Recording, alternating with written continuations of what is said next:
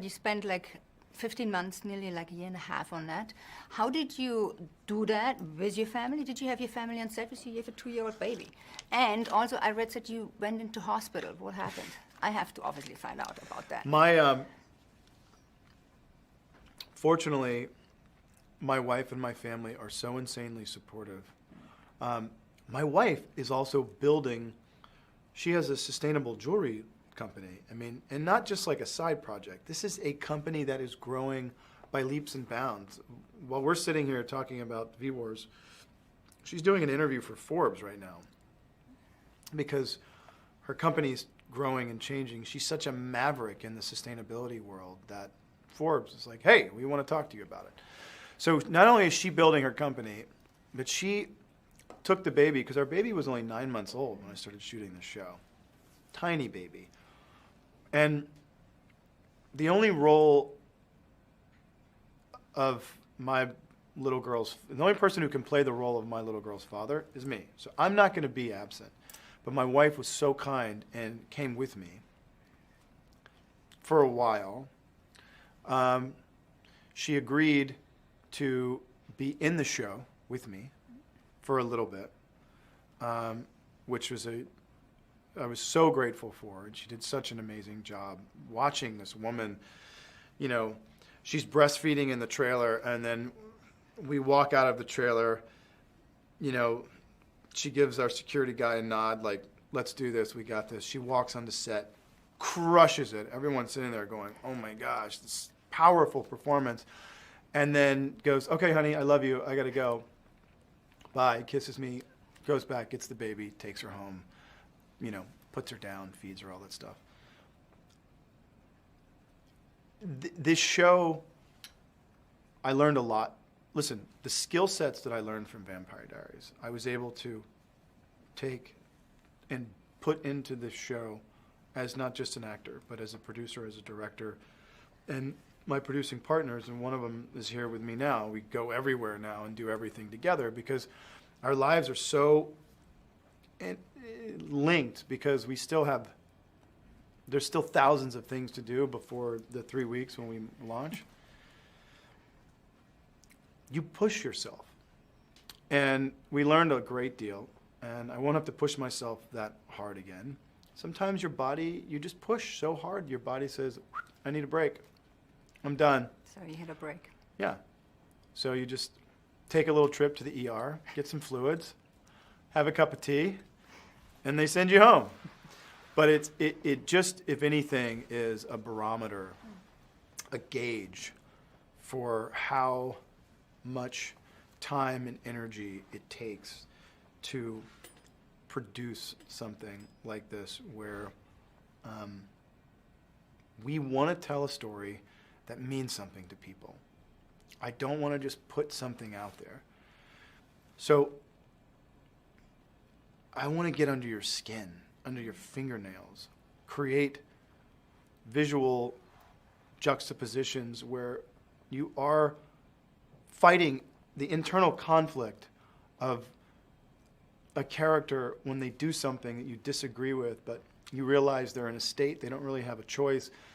That internal conflict, I saw it with Lost. I saw it with Vampire Diaries.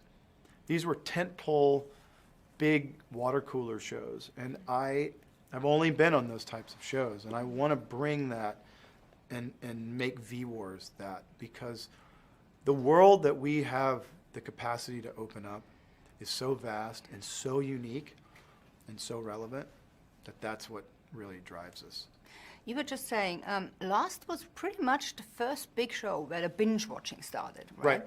Did you ever think that that is going to be our future? And also, how did Lost change your life? Because from that, Vampire Diaries, you couldn't go anywhere anymore. You were followed like... Lost changed my life a great deal. It was the, you know, honestly, it was like the biggest thing since sliced bread at the time.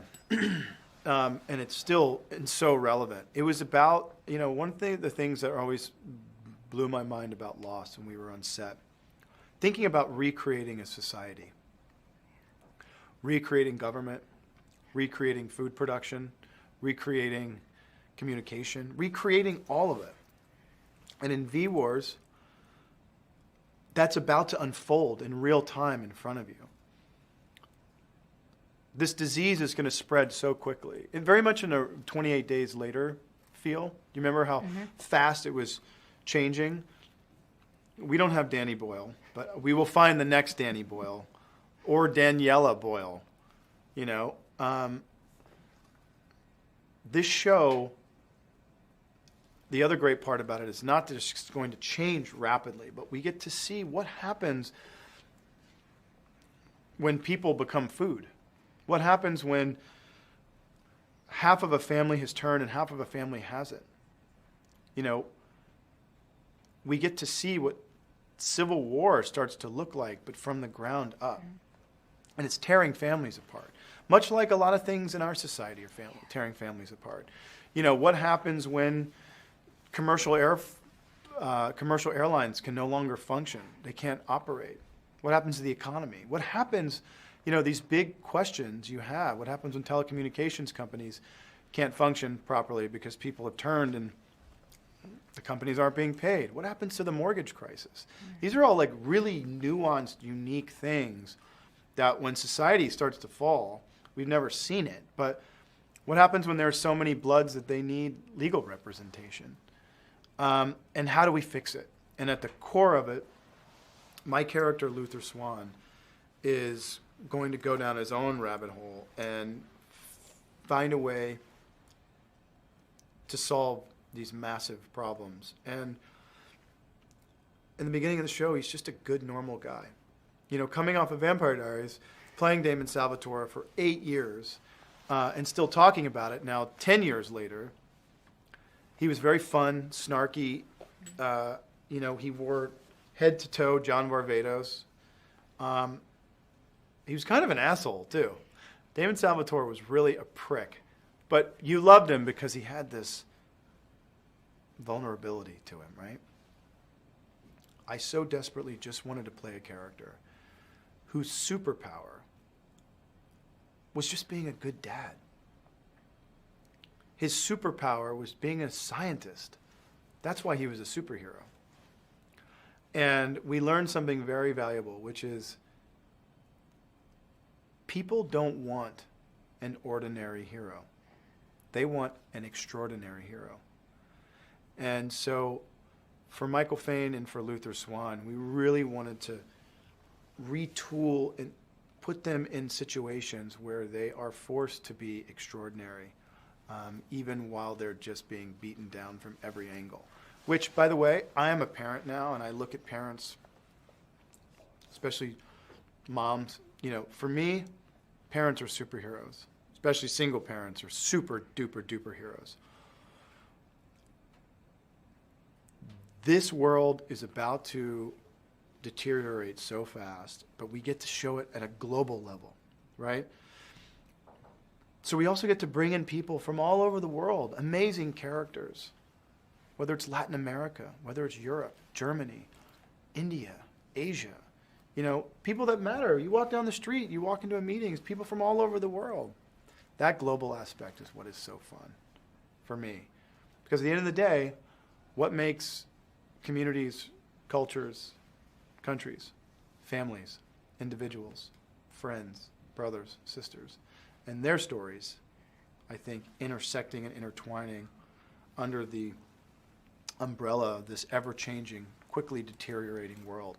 I think it's going to create some really cool socially relevant stories. Thank you so much. I'm so excited. That's all we get? And then we have, I want to stay, but they're telling me I have to go. But when our world comes to that,